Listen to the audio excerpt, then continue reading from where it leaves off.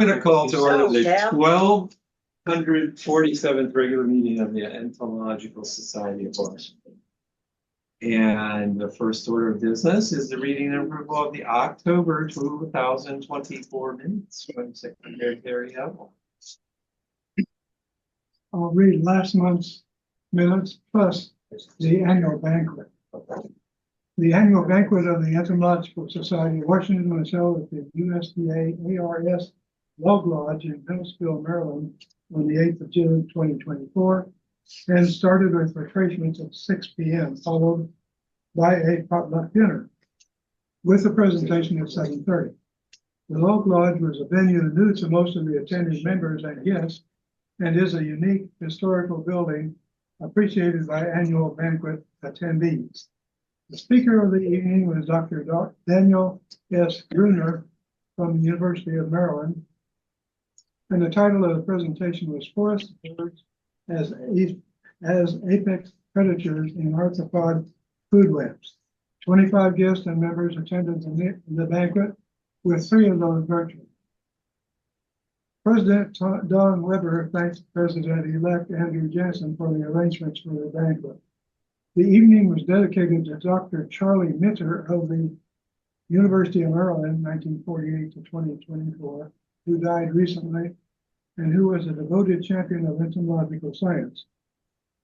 Dr. Gruber began the presentation with a description of his research in Hawaii, working with Dan Pohemus, a former Smithsonian research entomologist. Concentration in the project focused on Hawaiian honeypicker birds and their insect diets.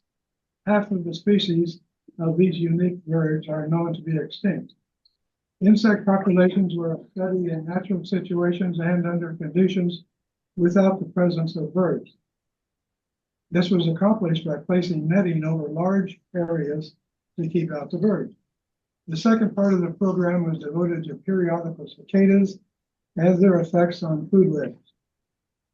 Community science observations enhanced the research during the 2021 outbreak of the cicadas, with resulting in data before, during, and after the emergencies.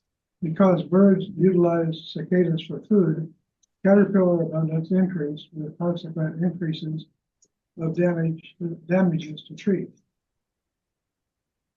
And here's the minutes of the 1246 meeting. The 1246 regular meeting of the Entomological Society of Washington convened at approximately 7 p.m. on October the 3rd, 2024, and was opened by President Don Weber. The meeting was exceptional due to the closing of the National Museum of Natural History for building maintenance. Thus, the meeting was entirely virtual with 35 participants. Recording Secretary Gary Hebel read the minutes of the May meeting, which were approved.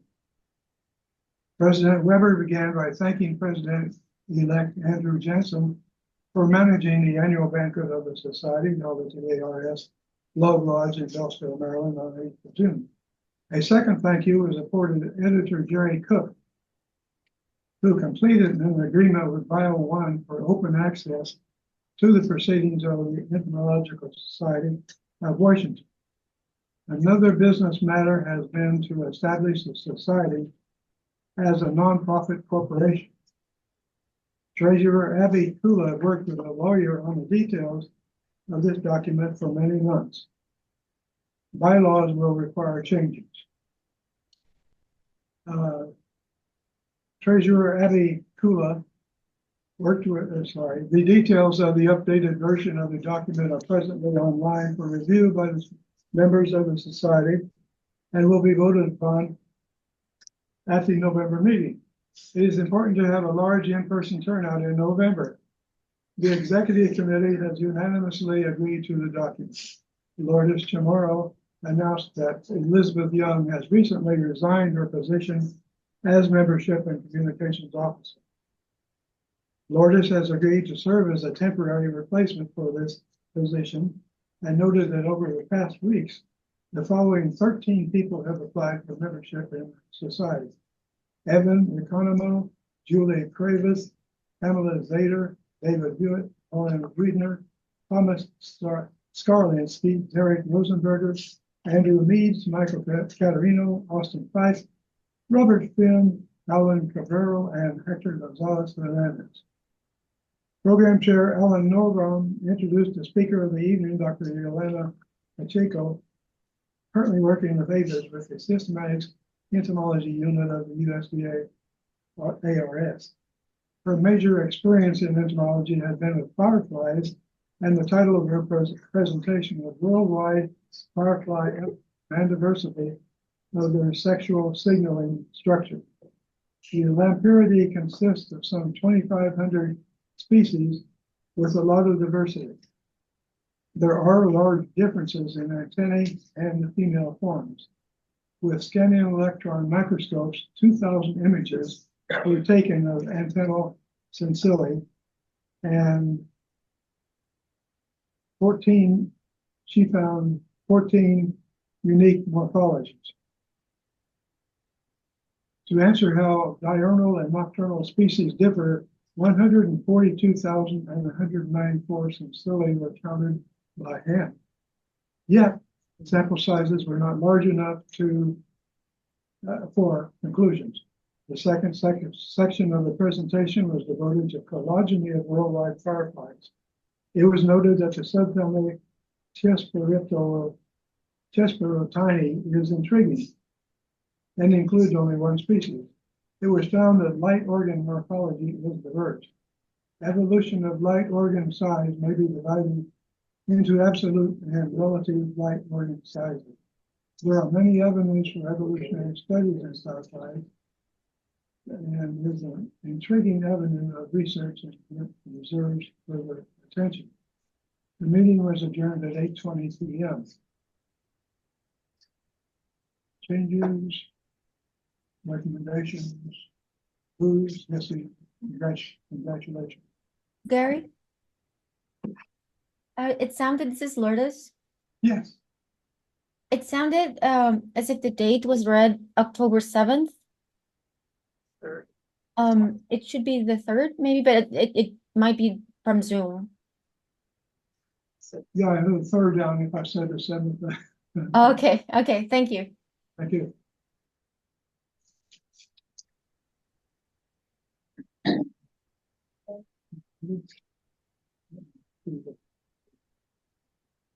There are no objections.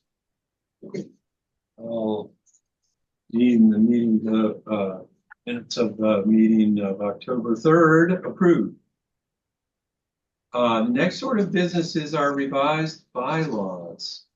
And I've been advised by our treasurer, Abikula, that I should read the following, which is related to the bylaws. As the directors advise members that the directors, that's us officers, deem it advisable that in the best interest of the society and the members to convert the society from a District of Columbia unincorporated nonprofit association into a District of Columbia nonprofit corporation. Quote, the conversion. Directors present a plan of conversion of the society prepared in order to effectuate the conversion, the form of which is attached here as Exhibit B. Actually, it's over there. See it? The plan, which was made available to members for review prior to the meeting, which is part of the bylaws. After discussion, the members need to approve the form, terms, and provisions of the plan, including, for the avoidance of doubt, any exhibits thereto. Authorize and approve the conversion in all respects, and adopt the plan. So, Don, yes. sorry, it's Abby. I'm sorry, I got confused about the timing of our thing. So I sent you that email, and then I sent you another email, which you probably didn't get because I just sent it. Tonight, our main business, you were originally correct earlier this afternoon, is to accept the bylaws. We're 1 month off of where we originally planned to be, I think. unless you interpret it differently. I think tonight we need to do the bylaw, because last time we presented the bylaws, and this time we need to have discussion and then vote on the bylaws. And you're saying that next month we approve the conversion? Right. Yeah. I sped things up. I got too excited about this project being Okay. done. All right. And to be honest with you, I don't know, maybe it'd be okay if we also approved it today, but the way that the lawyers laid it out, originally we would discuss and approve the bylaws in the first meeting and then do the plan of conversion official process in the next meeting. All right, that's the way we'll do it. Okay, thank you. I'm sorry I got lost on the timing on that. Like I said, I'm just really excited about it. So. Then, yes, Alan. But the bylaws also say, present the amendments at the meeting, we vote on things. We did present the bylaws at the previous meeting and said they were online. Is that sufficient? I'm going to deem it sufficient. No objection, so ordered. Do we have any further discussion of the revisions to the bylaws? Which are available right here. We're going to take a count because we need a 2/3 vote. So I'm going to call on those online to use the raise hand feature, and those right now, barring any further discussion, to raise their hand. All in favor? So, Yes. Vaughn, I do have a question. Go ahead. This is Lourdes. So, are we voting to, can you please clarify what we're voting for? We're voting to change the bylaws as proposed at last meeting, online and in person. Here we have copies. So according to the bylaws, it requires a 2/3 majority vote of the society members. That's Yeah. what, yeah. So I wanted to, as acting membership secretary, did you want to know the number of members we currently have? I think we actually changed that in the bylaws. We have a two. The quorum is now the quorum actually from the previous one is 20. So if we're at a quorum, it's 2/3 of a quorum. I think we discussed this last time. Oh, okay. I think so. I can pull it up and double check it. But I just wanted to make sure that we had enough people online so we can say how many people are online and how Yes. many people are present at your meeting in person. To Alan, make sure that we have that covered. Yes. So there's 18 people online, and we need to know if they're members, I guess. yes, yes. You should only vote if you're a member. And you may vote yes or no. But you want people online to raise their hand if they vote yes? Unless we have further discussion or questions. There's 3 hands raised. Oh, Sorry. okay. I'm going. Nope, I didn't mean to clap. Like I said, I'm super excited. There- I need the in-person vote now. She's clapping and has her hand raised. I don't know how to. Okay, now I'm unclapping. I'm sorry. I don't know how to. I'm counting. We're gonna have. I'm counting 8 here. We got 7. Uh, Well, that's more than 2/3. 7 and 8 is 15. So well, that's 2/3. That's 3/4. 20 members for.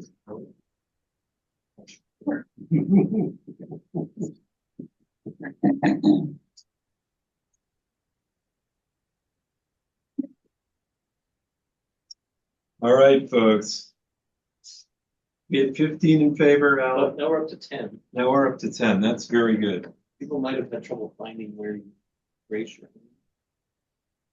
It's under the react button, and then at the bottom there's a little raise hand icon. I had trouble finding it. Don, did you count yourself? Did I count myself? Because I thought you counted certainly 8. did. Oh, you did. Okay. We're up to 11. Matt's clapping. This is like, you know, the Wait a minute, presidential election, it might take until tomorrow. Yeah. If they're both. Let's hope it doesn't. I think we have enough now. I think we have enough now. How many we got online? 13. Oh, 13 now. 13. Does Plus, that include what'd you Warren say? Steiner with Bill? Ooh, They always tune in together. okay. I can see them. Yeah.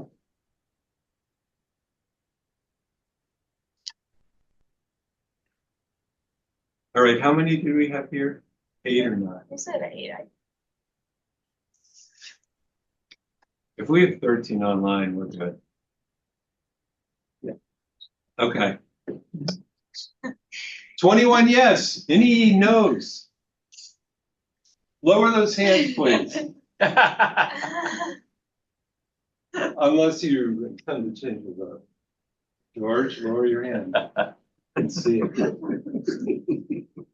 If you wait long enough, the hand does lower itself. All opposed, say no. Hearing none, the motion is. Did they raise their hand online? No. Hearing none, Purple no. motion passes unanimously. Thank you, everybody. That was only mildly painful. I want to thank Abby again for her long service. And she has some confetti on her hair. I appreciate that. Going on to sadder things, I do not know who wants to say a few words about the passing of Don Davis, but someone should. I have a presentation. Can you please? Yeah. There was a memorial service very quickly put together by Vishai Malakul, the illustrator that worked for Don Davis for 50 years, I think, something like that. And he put together a memorial service at the Wat Thai Temple in Silver Spring and took the photograph of those who attended. I'll put all these things over on the table there. But that was last month, October 18th, with 1 day's notice. It was incredible. Then Don was known for over 200 peer-reviewed articles, published articles. And some of his, I showed this once before. This was last year he published it, probably the largest book that he did on the Adelids. Then there's on the Grassleriids.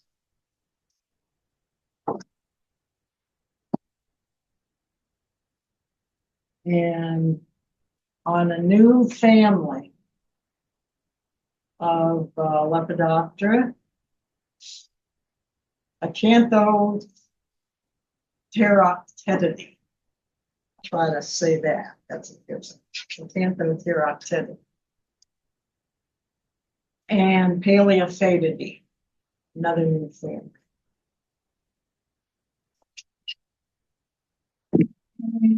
Let's see. A hard copy book.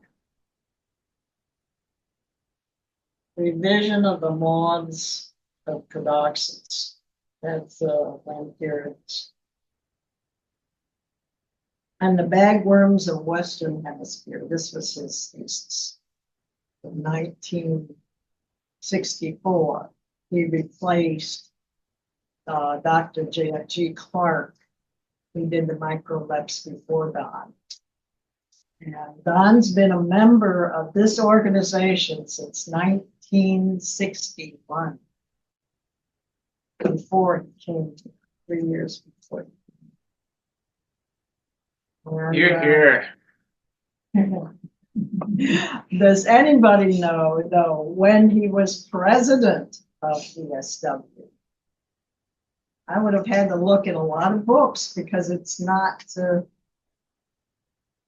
you know where to look on membership, but on officers, You'd have to look at Monty every Stetzel issue. had a paper on that, Yeah. and I could easily figure it out Oh, thank you. from her work. Thank you. So I'll let you know. Maybe the next meeting. Sure. That would be good. Present it at the next meeting. Yep. Super. Well, I'll put these things all over. I think you and Don might have the record for attendance here too. I feel like whenever I've come, like you and Don may have the record for meeting attendance as well. Oh. Seems like anytime I came, you guys were always here. Yes, right, yeah. We have been here many years together. I know I joined at 79. Great, thank you. Thank you. Thank you. Thank you.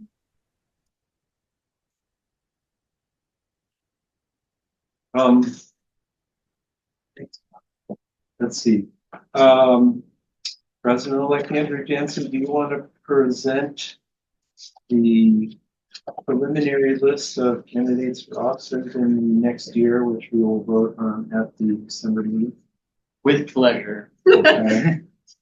You so from the podium? Sure, that would be good. Okay. I have a list here if you lose track. I have a list too.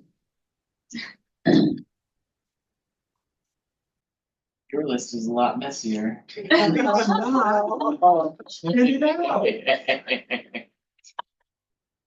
All right, so the slate of nominees is as follows. For president-elect, we have Talita Simoes. For recording secretary, we have Gary Hevel. For membership and communications secretary, Alyssa Seaman. Treasurer, Abby Kula.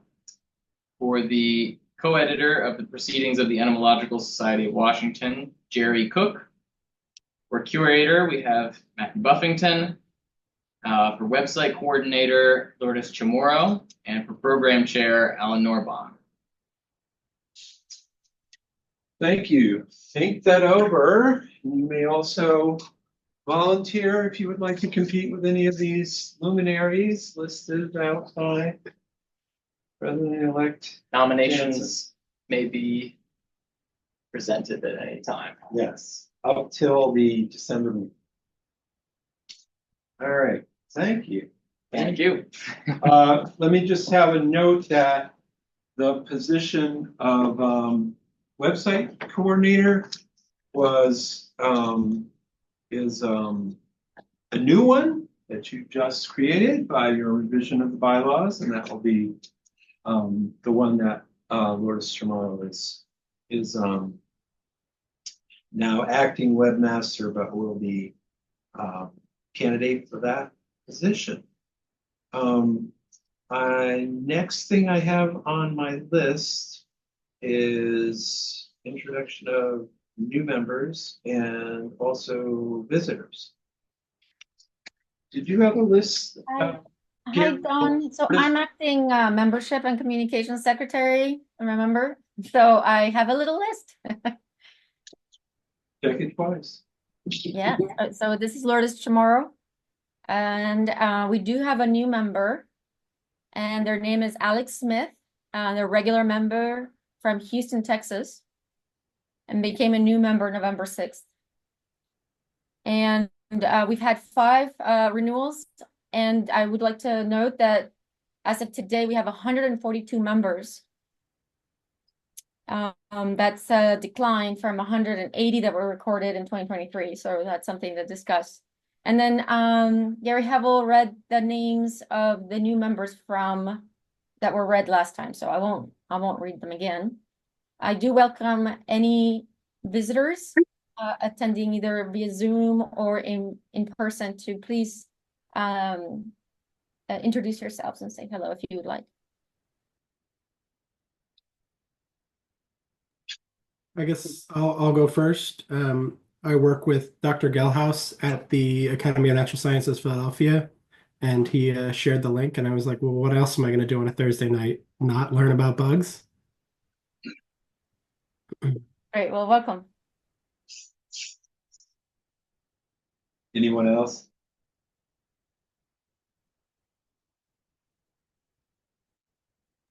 I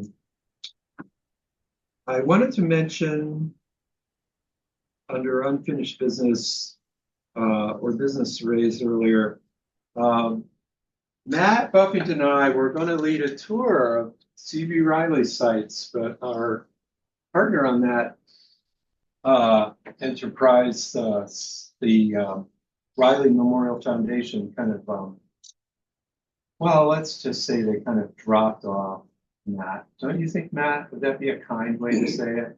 That'd be a kind way of saying it. I think we can agree on that. We were disappointed that they were not interested to quote unquote expand their bandwidth to handle that in conjunction with the Riley annual Riley Memorial Lecture at the AAAS. It would have been a nice thing to tag along to. We'll try again next year, maybe. And I wanted to just raise and have people think about whether on January 2nd, which traditionally the past president speaks, is the first Thursday of January next year. I would prefer to speak on January 9th, and that would mean that the meeting would be on January 9th. I don't know if anybody has any thoughts on that.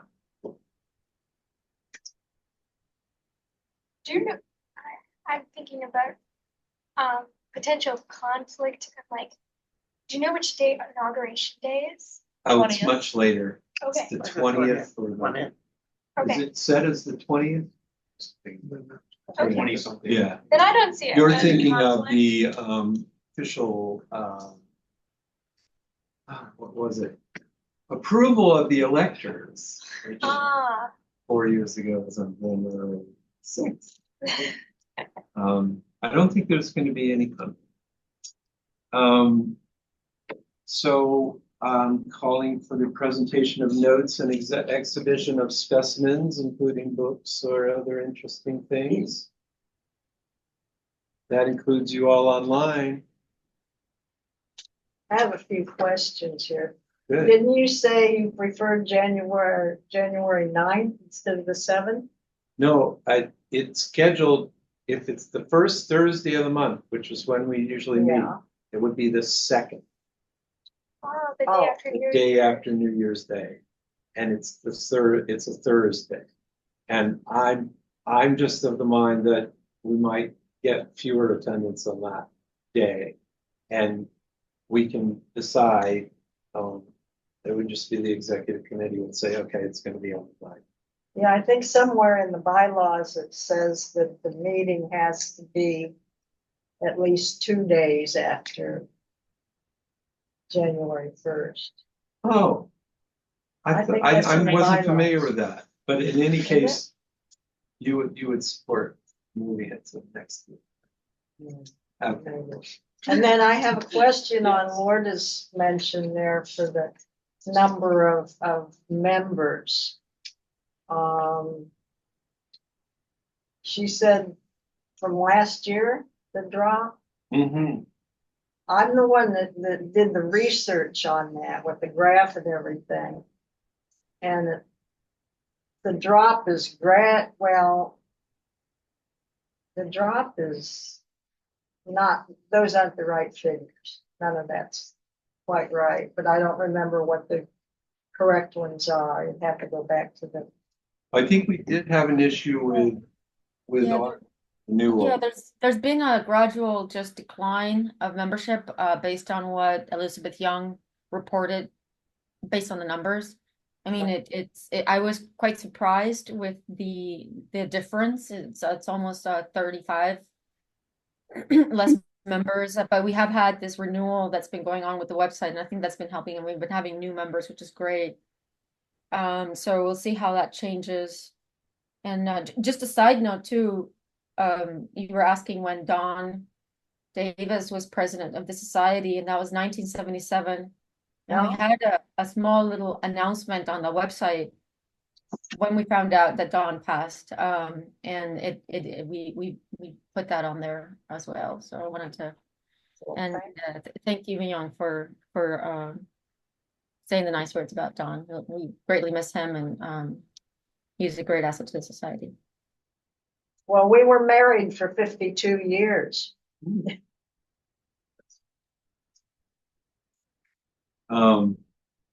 Is there any other exhibits or notes or things before our main event? One new business. Alan? Well, unfortunately, with the passing of some of our honorary members, we have vacancies. So there could be up to 6 honorary members and then the honorary president. So currently the honorary president is vacant, 3 of the honorary member spots. The executive committee is going to be talking about that, nominating people, but if anybody has any suggestions, please send them on. Thanks, Alan. That was on my list, but somehow I didn't say it, so I'm glad you brought it up. I want to apologize to those of you here that we don't have any food other than 8 apples. And that's why we're a little bit rocky, and we also had a little bit of issue getting you all online. But now I am pleased to turn over to Alan to introduce our speaker for the evening.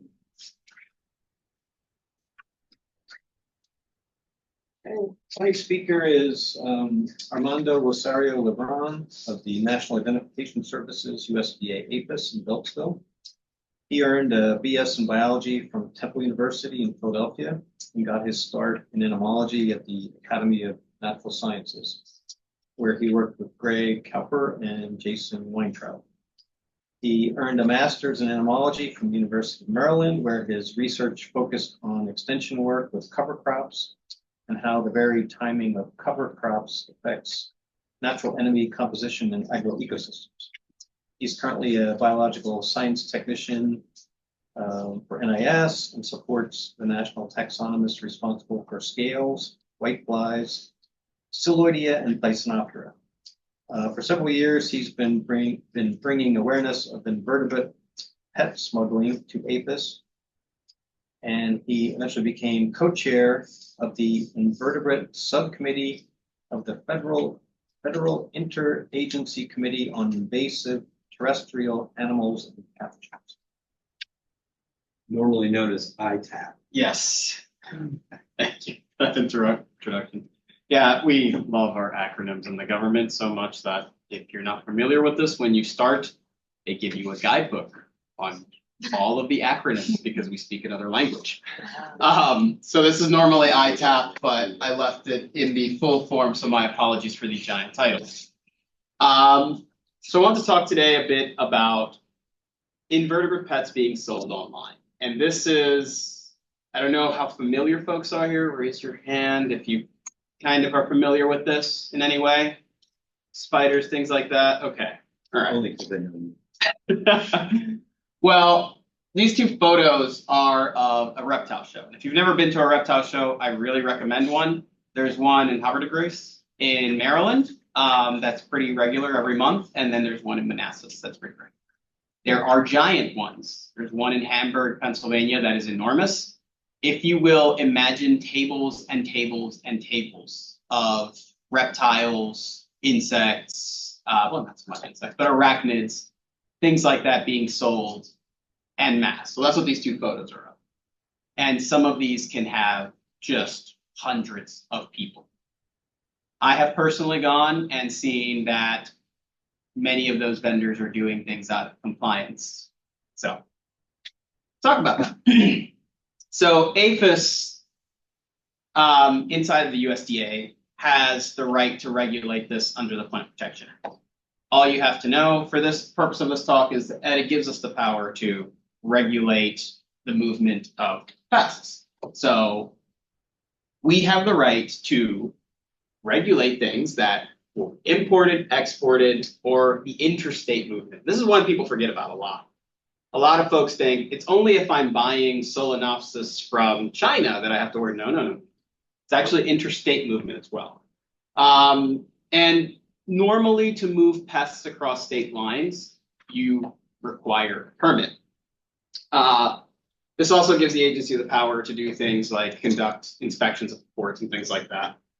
There is kind of a carve out that allows the agency to do a lot of these inspections. And then the final thing, which is something that I just added on here because a lot of people don't know APHIS does this, is we have emergency programs to the domestic side of APHIS where we will actually respond to something that is now established in the United States.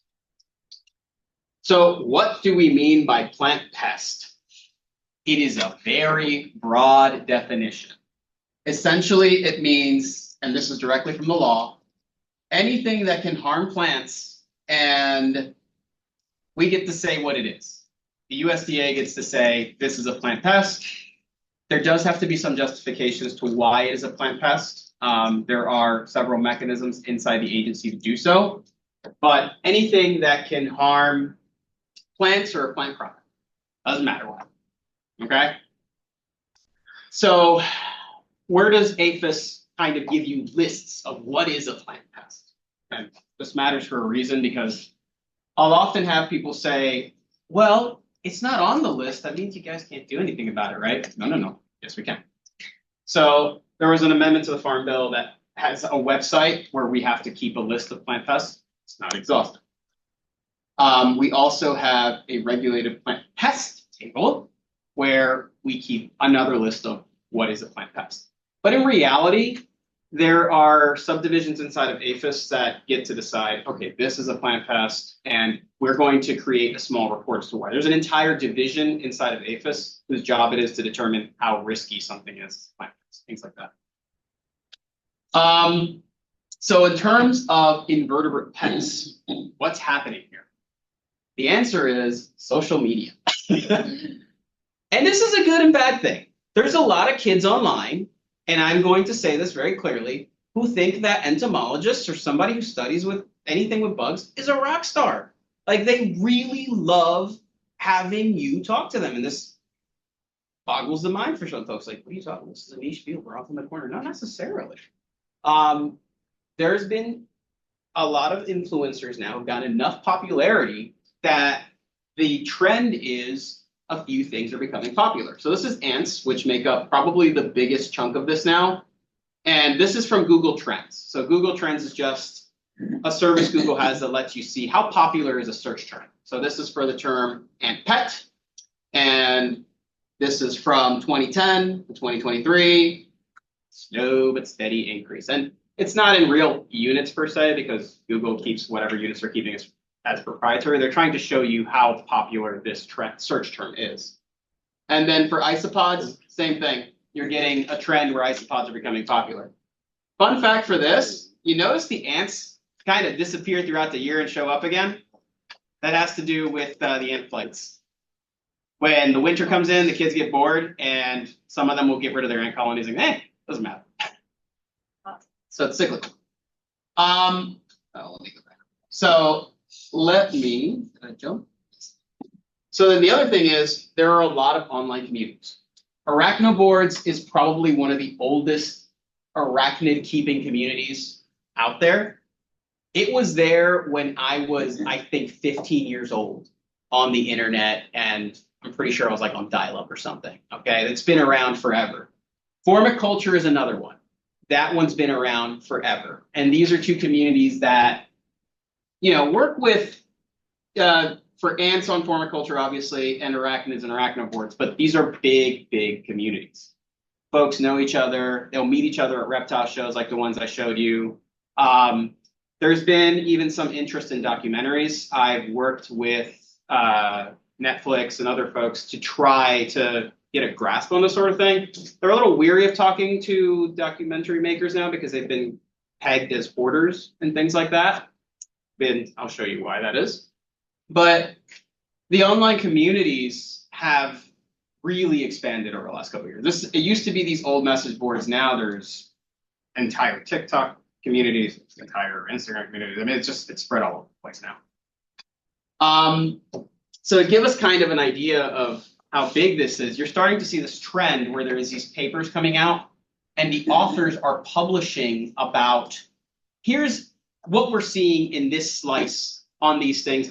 We're crawling the internet, and you're going to see a lot of papers like this that I just referenced, we're crawling the internet for information about invertebrates and how prevalent they are in this situation, things like that.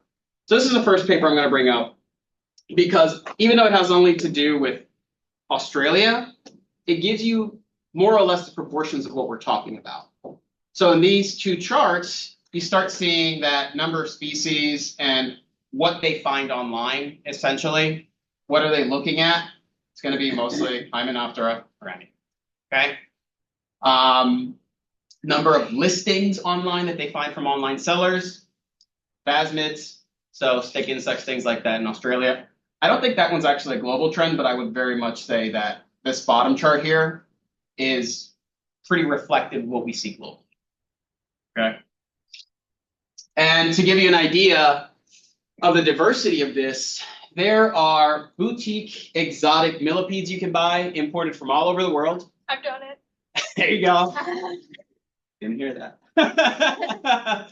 There's some that are like, there's a really cool one that I wanted as a kid when I was doing this, which was a Madagascan pill millipede, which they're huge. They roll up into little balls that look like a giant roly-poly. This is something that over time, I think you're going to see a little bit of a trend increase, but it isn't one of the like, isn't one of the most popular things, because millipedes still require a bit of humidity. Some of them can be sensitive. Those Madagascan ones I talked about, they have really, really, really sensitive responses to gut fauna, so they tend to die in conditions that aren't ideal. And confirm. Yes. You have mantids. Mantids are an interesting one. The agency does intercept mantids, and we do pick them up from time to time. However, their definition is kind of a plant pest. You know, that's for people above me to decide, but we do see them smuggled in quite a bit. Mantids are interesting because they don't live very long relative to other invertebrate pets that you see out there. And there are some breeders out there. It's big money. I'm going to say this many times. All of these things I'm showing you, depending on which field we're talking about, can be big money. And just a regular website that has a variety of things, you'll see Scolopendra, you'll see assassin bugs, you'll see all sorts of things being sold now. But I will just leave a little footnote to this, that most of them are at low volume. So especially the insects. The insects aren't really traded, I think, at high volume, except for ants. Everything outside of ants isn't really traded. That's my opinion. So this leads to an interesting quandary here, which is, are these coming from the wild or are these captive bred? Because those are two very different things. And some taxa are captive bred because their biology makes it easy to do that. Spiders, for example, they call them pet holes because you can put them in a box, you make sure there's humidity and heat, they're happy. You can keep hundreds of them. They really don't care, at least for the larger tarantulas. Their ecology, and then how available. Was this a new rare thing? So there are some tarantulas that as soon as they appear in the hobby, oh man, the first ones will be sold for $800 a spider length. And this tiny test tube with that spider comes in and people are going crazy for it. So the first ones will obviously all be well caught because there isn't anything captive bred yet. So then there's things like ants. We can't breed those in captivity right now. I mean, there's been some isolated cases, but they're all well caught. And just to bring this home, exotic millipedes, going to be well caught for the most part. Really exotic stuff I'm talking about, like those Madagascan ones. Some of them are captive bred. The African giant millipede, everybody remember those that were at Petco? Years ago, you could buy them for $8, like in the early 2000s. Those are really hard to breed. Those were all wild caught, and Petco was selling them. Exotic roaches, like the eucalyptus roach, which you'll get gigantic ones, or it's called the mouse roach, I believe. And then feigning death beetles, which I think have only been bred in captivity a few times. Things that you get a lot of captive bred things of now is going to be something with a really long history in captivity, like tarantulas. Salticids now, those are a new thing. And some of the really big Scolopendra. So those giant centipedes are going to be really, really, really popular for some folks. And of course, feeder insects. So that's anything that a reptile will eat. You'll see tons of those. Those are everywhere. And those people are turning into food now because of how easy they are to breed. So first big group I want to talk about is arachnids. And most of that is going to be the tarantulas, but they're long-lived. So some tarantulas, you're talking decades. They're huge, so I can actually see what I'm looking at. And I can just, like I said, I can stuff a bunch in a little box or a little jar, and I can just stack them on top of each other, and I can have a room with every tarantula out there, and I can just have a giant collection like Pokemon. That is something that happens now. And they're regulated by Fish and Wildlife because they're predators, because of the reason that they're not necessarily a plant pest. And that requires, under ITAP, for us to communicate with Fish and Wildlife about issues like this. So another paper here, which is another crawl, search the web, try to figure out what arachnids are really being sold out here. And I just wanted to show you folks that, once again, Theraphosidea, that's the biggest one. Salticidae, I think, is another really important one that you're going to start seeing, because there is a new online trend of salticids being cute. They have a little spooder term, and it's wild how crazy salticids are just coming up now. And salticids from exotic places, gigantic ones. So there's one from, I think, South Africa, right, I'm wrong, that is quite large, and it's being imported in, and they're being captive bred right now. You do get other arachnids, but nothing, I think, really is as, I guess, popular as the Theraphosis have been. And they're exotic. You get beautiful ones like, you know, this used to be in Avicularia, now it's Carabina, I believe. It's a beautiful, beautiful specimen. When they're young, the spiderlings are bright blue. And whenever I show people, you want to see a really pretty spider, this is what I show them. Very easy to keep, very docile, so they're easy to pick up. And it's gotten to the point now where we have these custom-built spider tarantula cages. They're designed for optimum humidity. They're designed that they're acrylic. And some of them have these sliding doors so that you can feed something that's particularly maybe not so happy to have you there. And you can just quickly throw something and close it, you know? So we have custom designed enclosures now for tarantulas. And this is an example of what a tarantula room will look like for a serious hobbyist or a breeder. Just rooms and rooms. Like these folks will have a humidifier in the room, a heater, and this is stuff coming in from all over the world. Some tarantula breeders, to be fair, only deal with captive bred specimens. They do not import things. But for a lot of them, they do import things. For some specimens, it's just going to be easier for them to pick up, you know, the largest species of tarantula, which was Theraphosa, which I believe they moved now, Theraphosa blondi. Now that is being picked up in the wild of Brazil. It's just, they bring wild caught specimens in, they're usually sickly, and they're hard to breed in captivity. And then I'll put the example of Brachycoma smithi here because that one is kind of the classic example of how this can go wrong. They were a really popular pet in the 70s. They were the Mexican red knee tarantula. They're from, I believe, the Pacific coast of Mexico, and they're so over-harvested even to this day that they actually are in CITES Appendix 2, which means that they are threatened. Folks are collecting these in the wild, selling them in pet stores, very easy to pick up. You're thinking, this is the slowest kind of docile little thing. It's very easy for somebody to go out there, pick one up, scoop it up, put it into a bucket, and then sell it for 50 bucks. You know, that's why these things are being traded. There are captive bred examples. And then jumping spiders now. We have jumping spider breeders whose entire business is selling jumping spiders. And, you know, $75 for one jumping spider that they've brought in. This is profitable stuff. And it gets wilder. There are custom jumping spider Etsy enclosure sellers that make custom jumping spider enclosures, and you can have one that's all cute that has like Lily Girl and all that. You can do whatever you want with this. It's a new thing. And these folks are also making money. If you notice, there are some cases just modifying Tupperware containers, like those vacuum seal ones. But it's a new thing. And there's actually people who sell not just that, they sell the little ledges, maybe the enclosures, these water feeders, things like that. That's what they specialize in. This is a really popular one. You'll see this walnut shell thing with some magnets as a hide for the jumping spiders. And, you know, for a lot of parents, they just go, me, my kid likes a spider, whatever. It's a tiny little box. It'll be all right.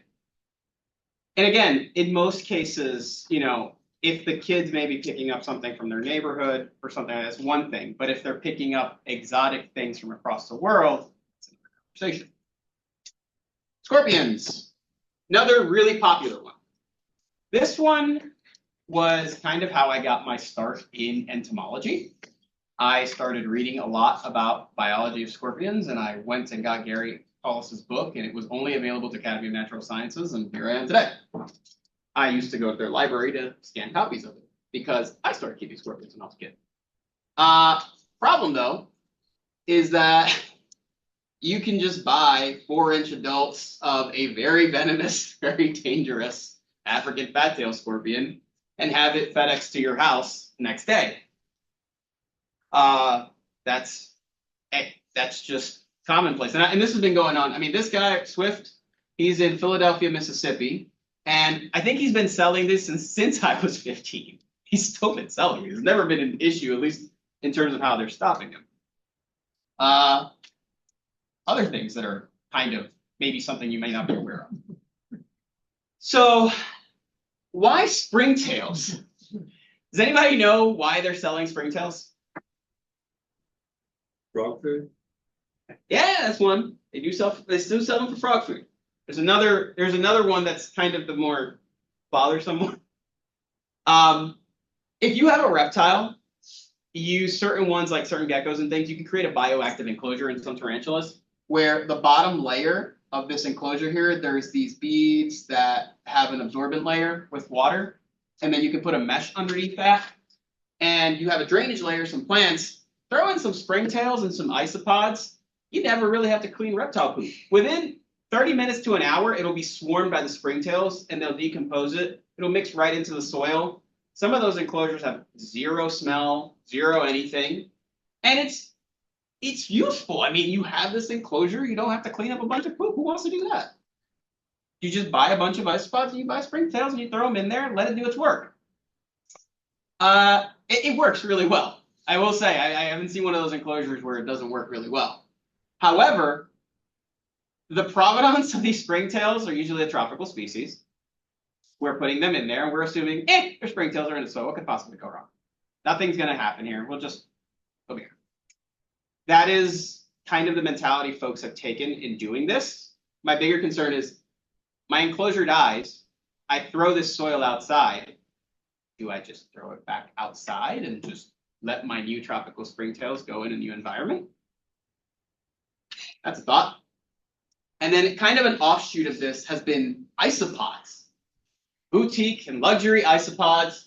They're really cute and really easy to keep. You keep them in little enclosures and you just have these fun, cute isopods. And they can be from all over the world. I mean, they're adorable. Some of these will sell for $65 a pop for an isopod. Just the same size as the ones you get out here.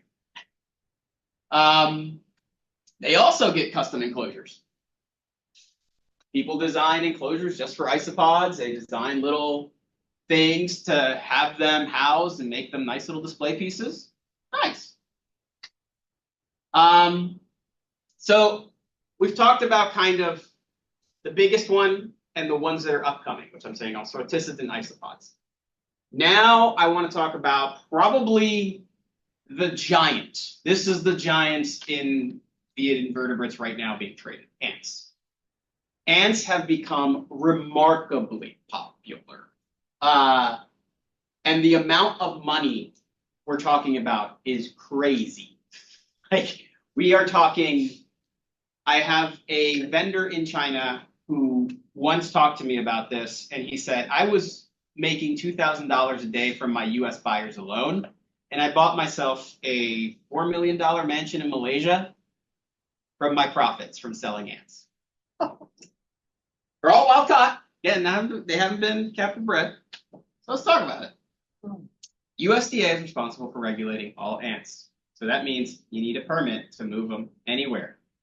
If you have them, you can actually collect them from your state, and you can get them in your state from the flights, and you can do things in your state, but moving them across state lines will become an issue, or importing them from somewhere else.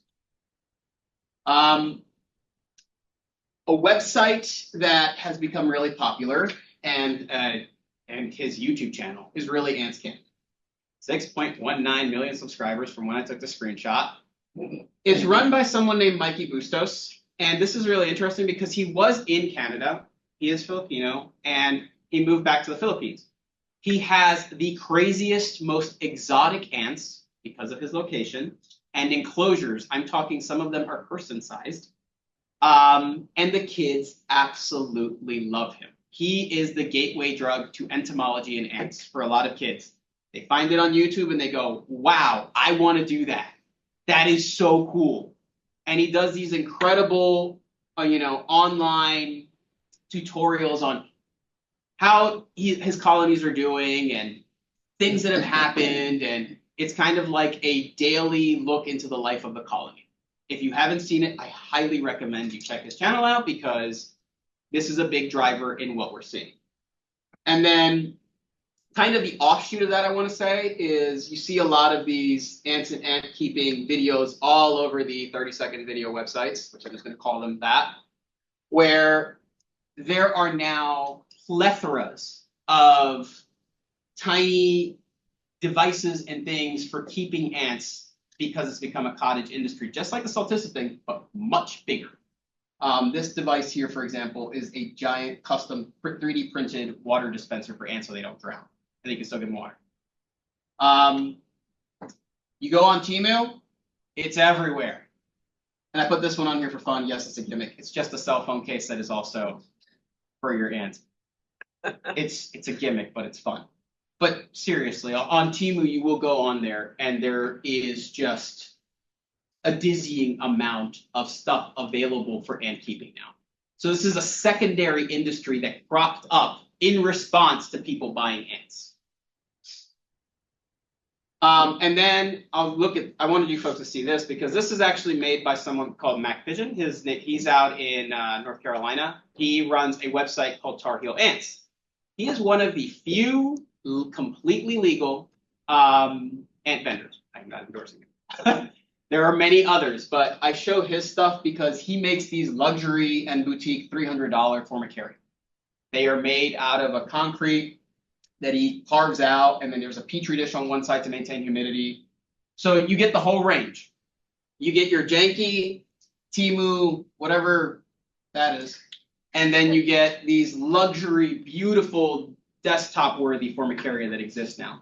You can upgrade for museum glass on the sides to get that it looks like there's nothing there. It's amazing. So what's going on with the ants? And I'll explain this. So what happens is, I'm 13 years old. I want an ant colony. I just went on Mikey Bustos' channel. I went to Ants Canada. I want one.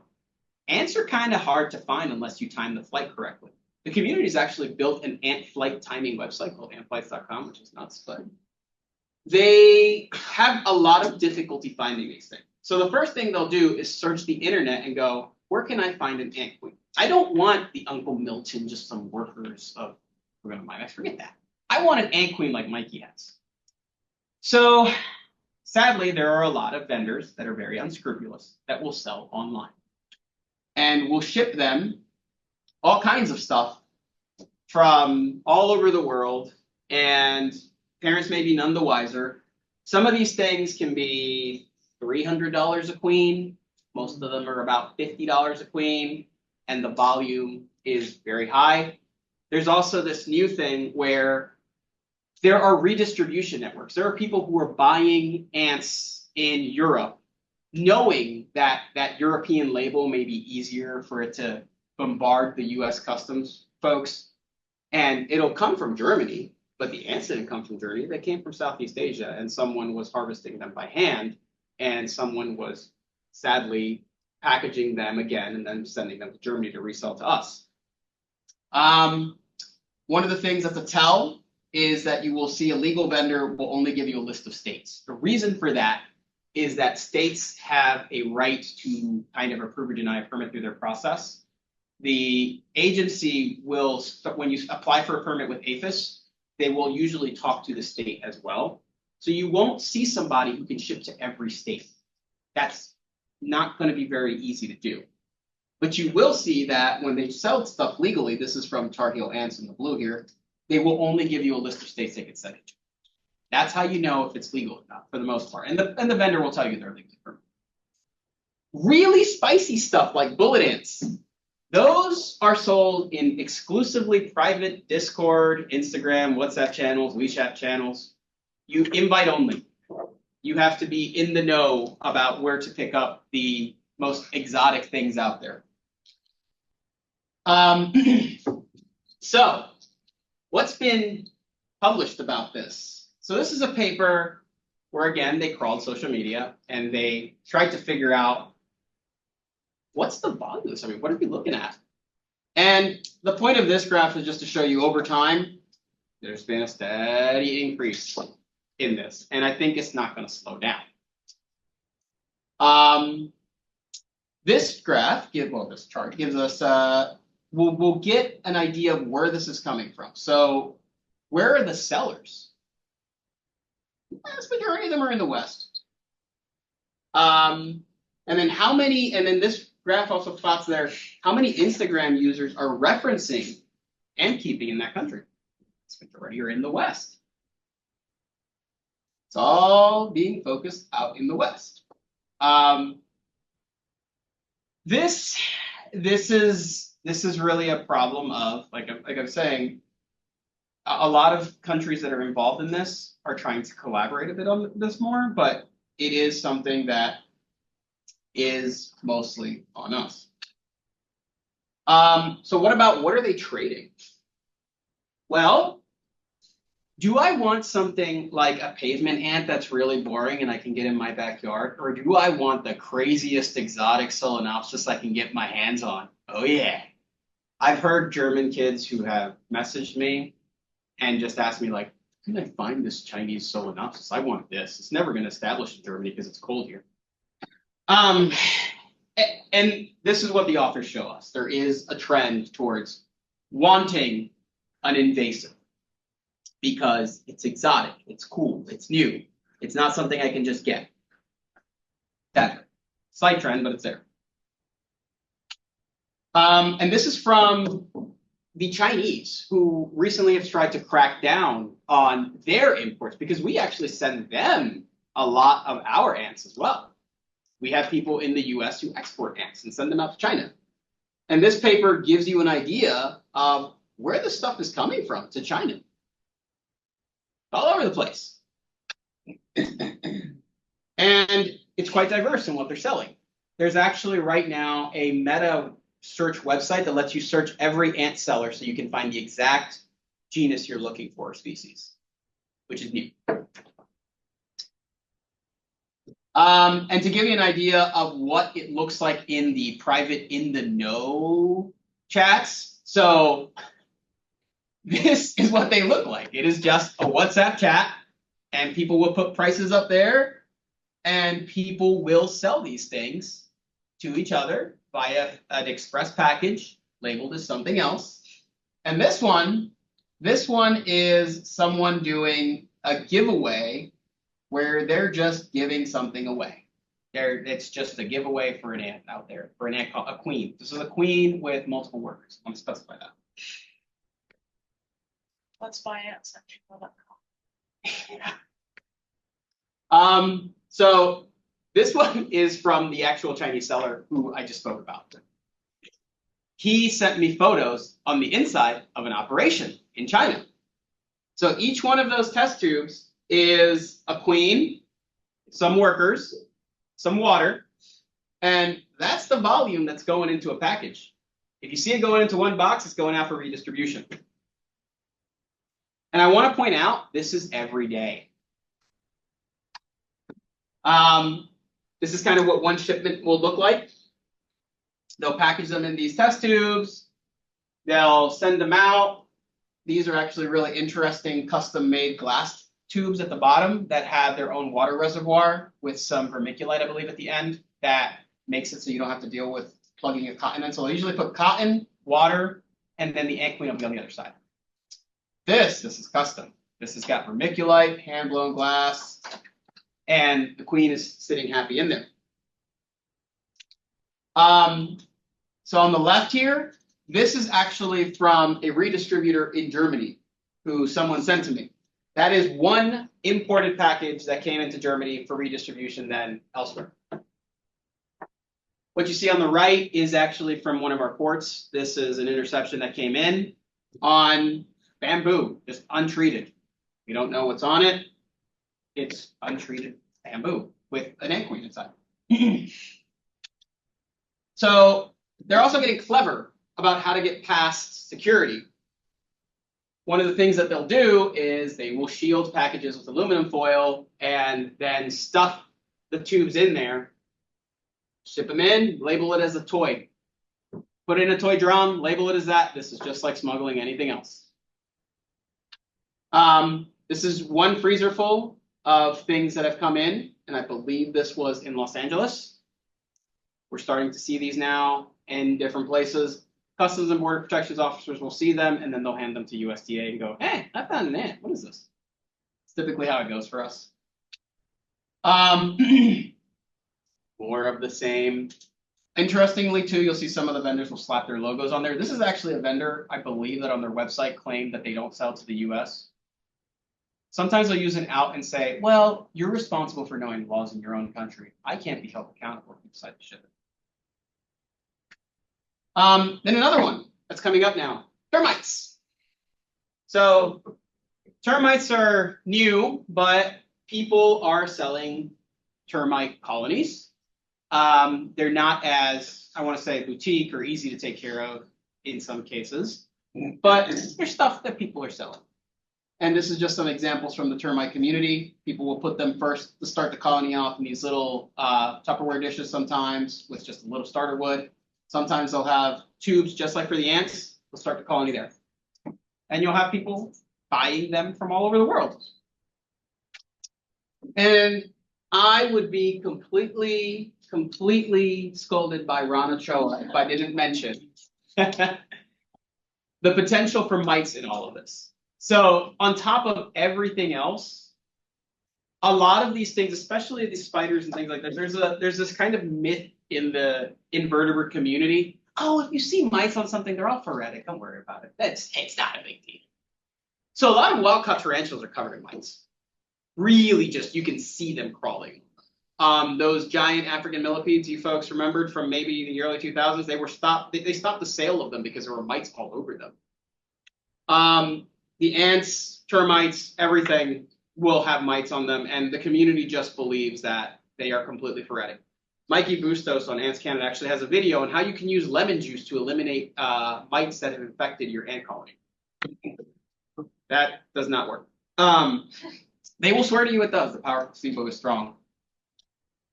So what are we going to do about this? You know, I've presented you a lot of really scary stuff, and I want to give the caveat that I don't think it's a smart idea. This is me personally. I don't think it's a smart idea to discourage young people from having an interest in this.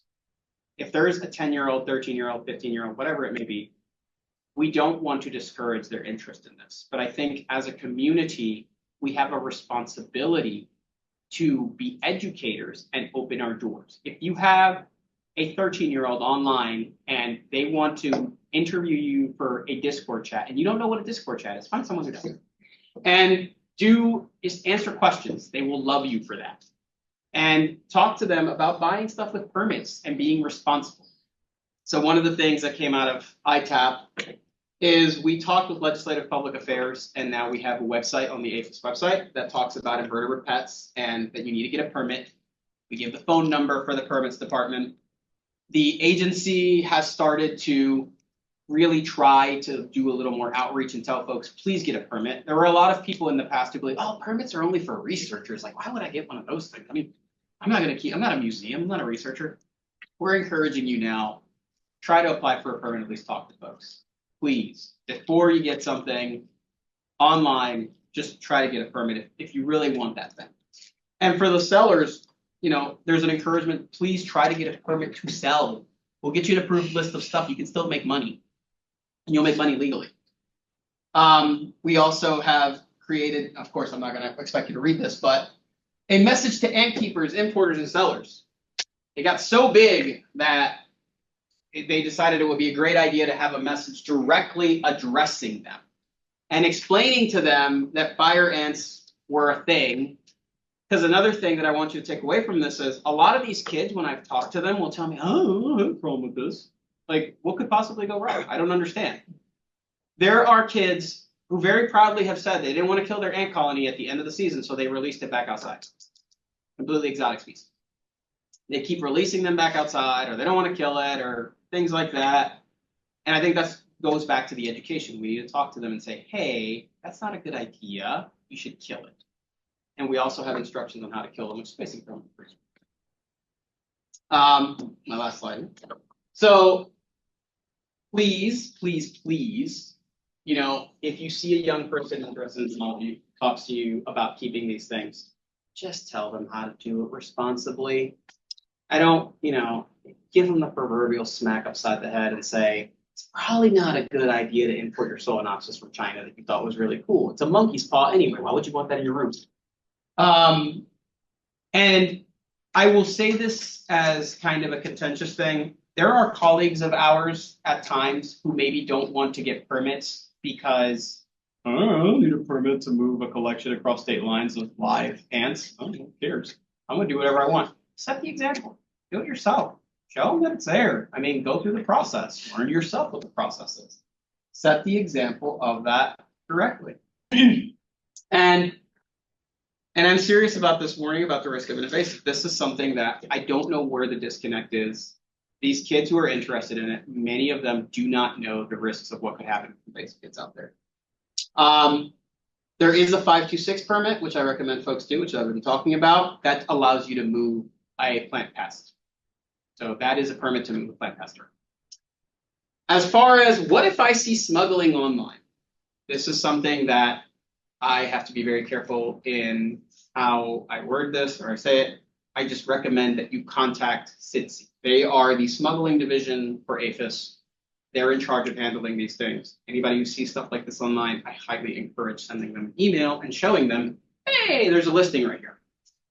It's a good idea. The other thing is, it's gonna really take a village for this. It's going to take cooperation with ITAP, with talking to other agencies, and really collaborating together to get this done.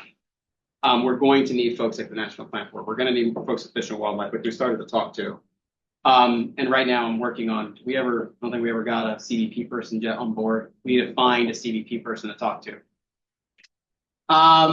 That's my last slide. If you need help, please contact us with this sort of thing. I'm very open with any questions you may have. Don is my co-chair for ITAP on this issue. For permits, Carlos Blanco is the permit king, especially when it comes to ants. He will work with you and tell you how to get it. We'll have to walk you through some process of it, but that's my presentation. Free time.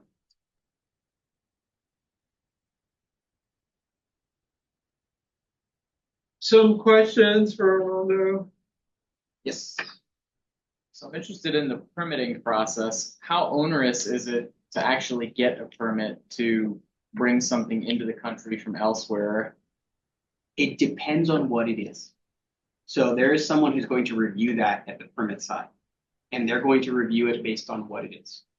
Before you embark on the process of it, I would highly recommend contacting someone in the permitting department and asking them best that with the exact thing you're looking for.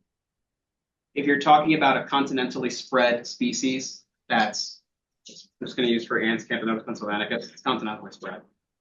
That's not going to be as much of an issue as, in my extreme example, some Solenopsis from China you want to bring in. Some things will require a full-blown quarantine facility. Some things will just require, getting the form in and promising to destroy them afterwards. It really varies depending on what it is. Okay. What is the time commitment on something like that in that case? Like, Again, let's say in the easiest example. up 3 to 4 weeks, let's just say minimum. Because they're quite backlogged. They're right now trying to hire more folks in, but they've got a handful of entomologists who will approve these things. And they've got to go through every single one.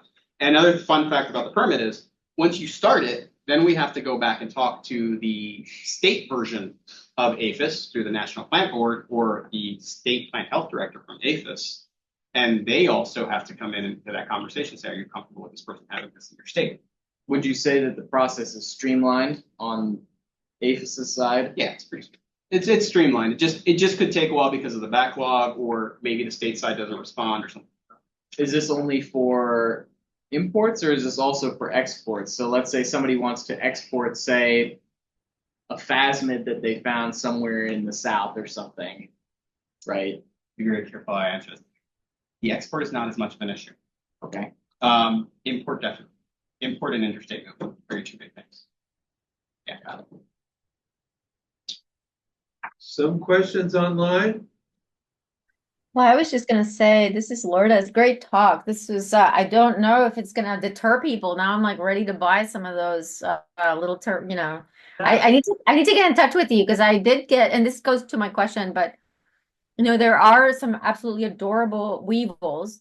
Apparently there's a thread going on called Snoots and Boots. So just to warn you, that might be kind of going around, but these little weevils are right in my leaf litter here.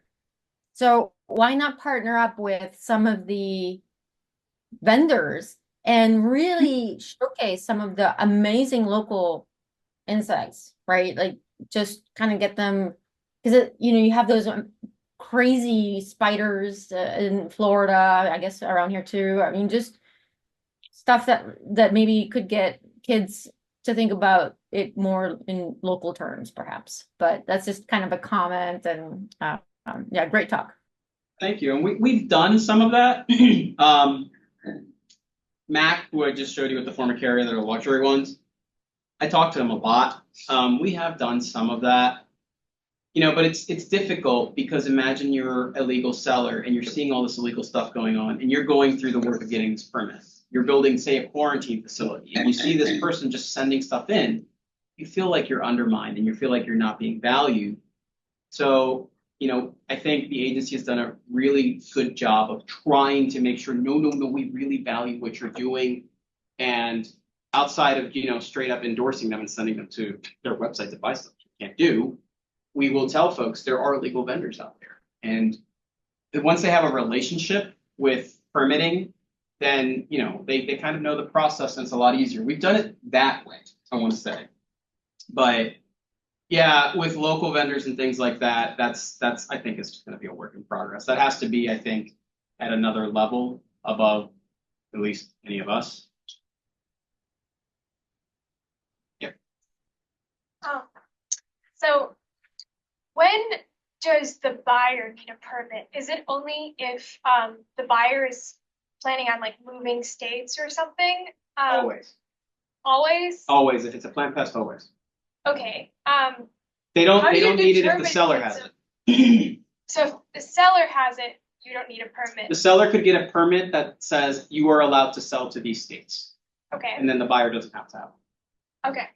But there is kind of this footnote again that they would like the seller to tell the buyer, if you decide to get rid of these things, don't forget to freeze them, kill them for 4 hours or something like that. Don't let them out in your backyard. Don't be dummy. But if you buy, for example, like I said, from one of these legal vendors, you'll get a little piece of paper that says that. And you will see that they have a permit. They'll only be able to sell certain things, services. So. How long has this been going on? Because I bought my millipedes like 10 years ago, and I don't remember any of this. Like, I don't remember any permits. So, as far as permits and things like that opening up, I would say the last 4 or 5 years. Okay. That's when things have really kind of expanded out. And this is in no small part due to kind of Carlos and myself, and now I'm bringing Don into this party. Rabble rousing that we need to start talking about it. That's why I like getting talks like this, because I need folks to start talking about this. I don't want a situation, and this will be the disaster, where we get a new invasive and it's traced back to this trait, right? And some poor person gets swept up in this, and the whole thing gets swept up and demonized, which could happen. I mean, it's perfectly within the agency's right to just ban all of them.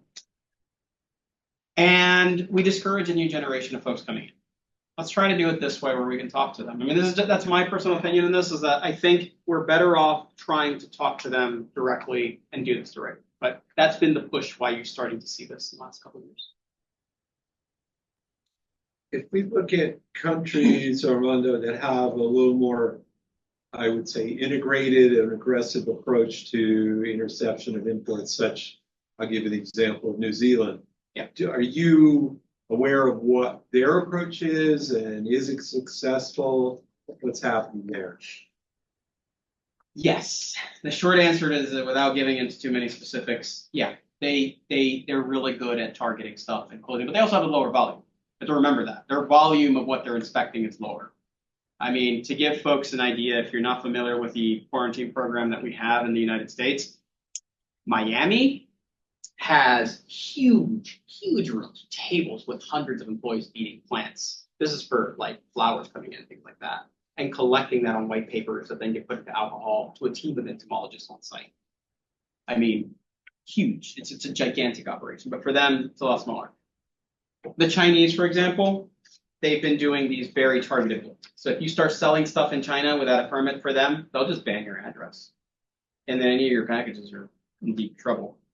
So it's varying degrees of success all over the board, but I think for those who really target, it's been successful. Another thing I'm kind of curious about, you mentioned the case of somebody selling African fat tail scorpions. Yep.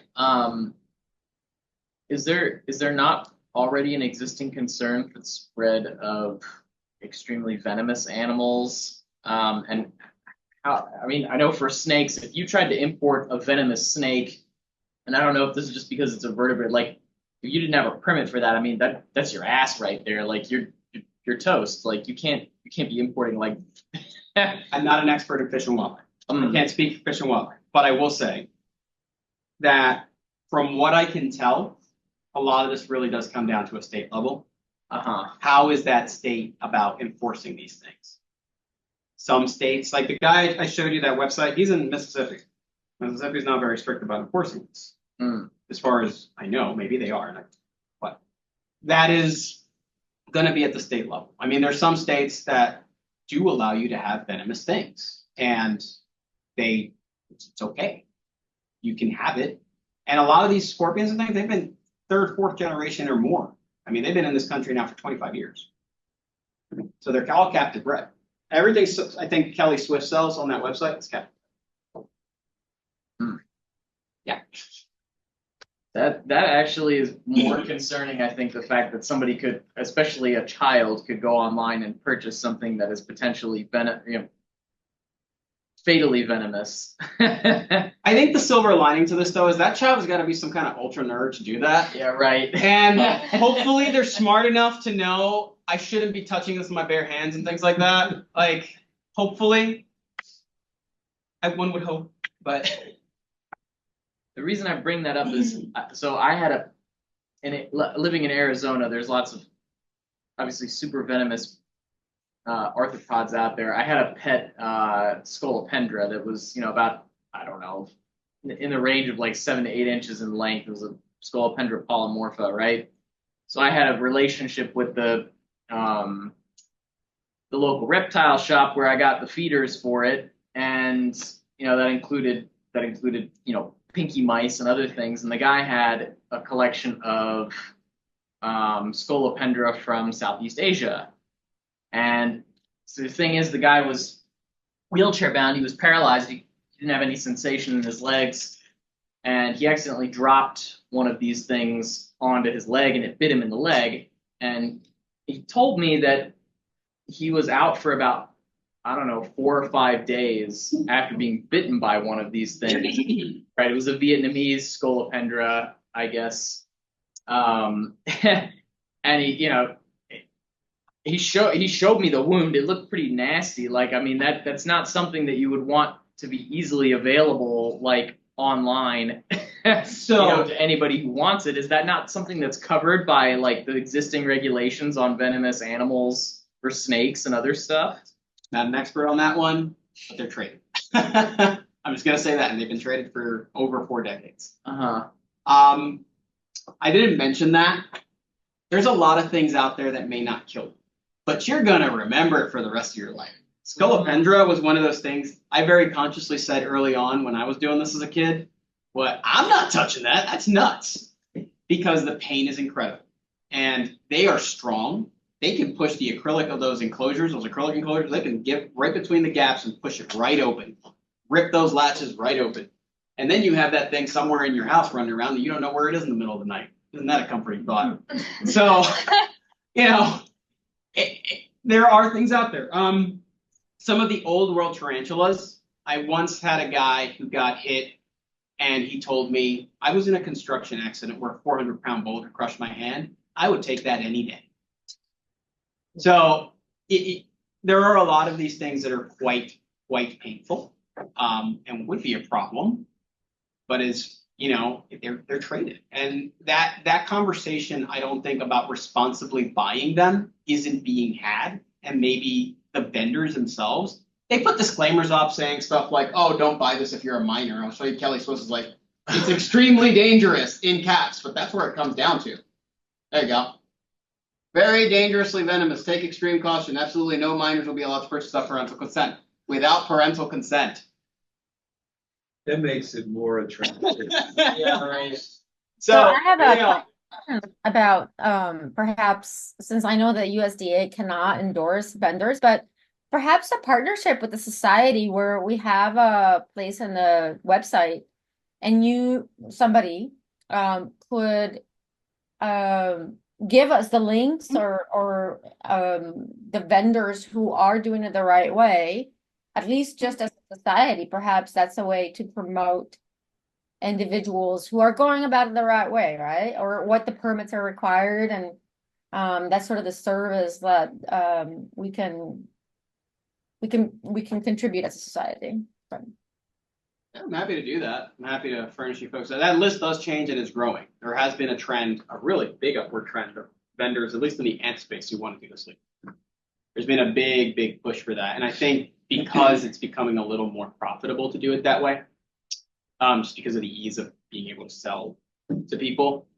And you just breed them, sell them, and then you have nice farm care. You buy everything in a bundle. You become a trusted person. You don't have a risk of your website going down or being delisted on Google search engines. So I think that's been attractive. Yeah, I'm happy to do that. Questions, concerns? People want to buy stuff online now. This is the first crowd that has not told me, because I've only done this inside the agency. Why am I not selling this myself? I could get a $4 million mansion. What am I doing here? I'm in the wrong business. One of the guys in Texas, I won't put his name up, but I had his name up earlier. I didn't realize his name. So he was getting, I think, 50 grand a month selling ADA from flights in Texas to China. Just mass exports of them.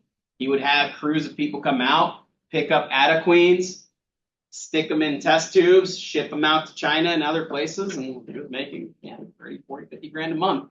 He had a lot of very flashy Instagram photos of his new cars he bought. First crowd that hasn't told me, well, I'm in the wrong business.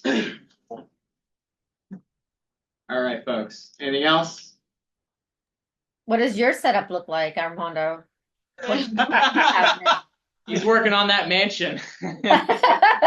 Like, what do you keep now? Oh, no comment. A spiderling of I'm trying to remember the new name of that, but Therafosa blondi. I'm trying to remember what that got moved to. I have a spiderling of that, and I have one of these. Where did it go? Beautiful Mutalicas. They're extinct in the wild now. I think it's suspected or critically endangered. People flip-flop back and forth.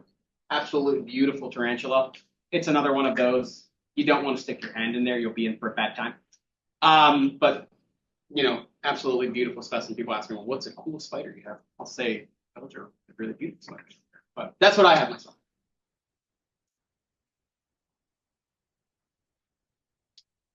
Thank you, Armando. Thank you.